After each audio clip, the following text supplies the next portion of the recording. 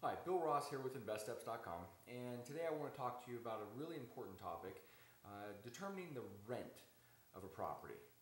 And the reason why it is important to determine the rent of a property and exactly how much it will rent for is really simple, okay?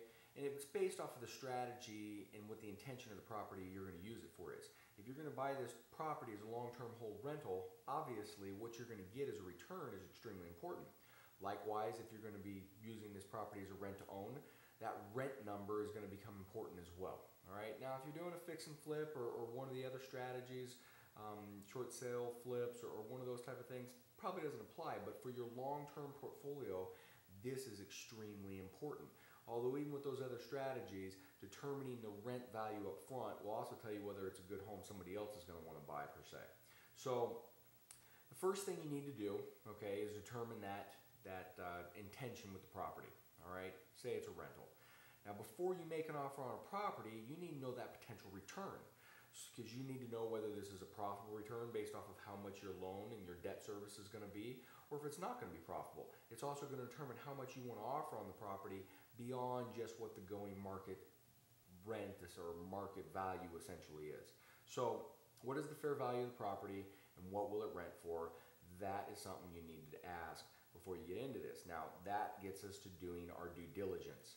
And your due diligence is exactly the steps you go through to determine these things. So one of the first things we're going to do is we're going to check Rentometer. Okay, that's rentometer.com, rentometer.com.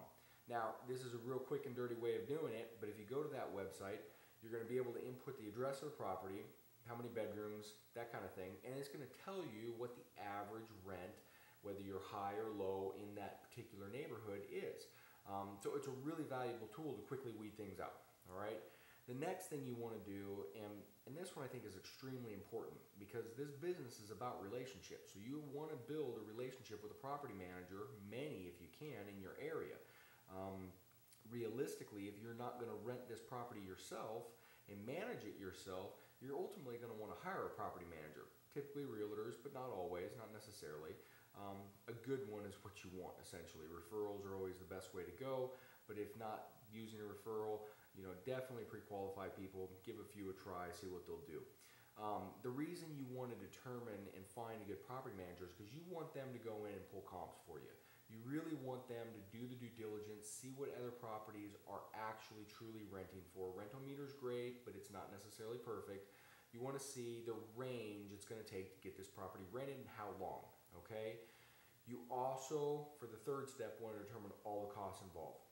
If you're hiring a property manager, how much is it going to cost to pay him? Is there a pool in the yard? Do you need to have service on that pool? Is it typical in this area that is something that the tenant pays for, or is it something you're going to have to cover? Landscaping, maintenance costs, how old is the home? Figure all those things out, then subtract them out of what that rent's going to be, so you know what your profit margin or what you have left to pay your debt service is going to be.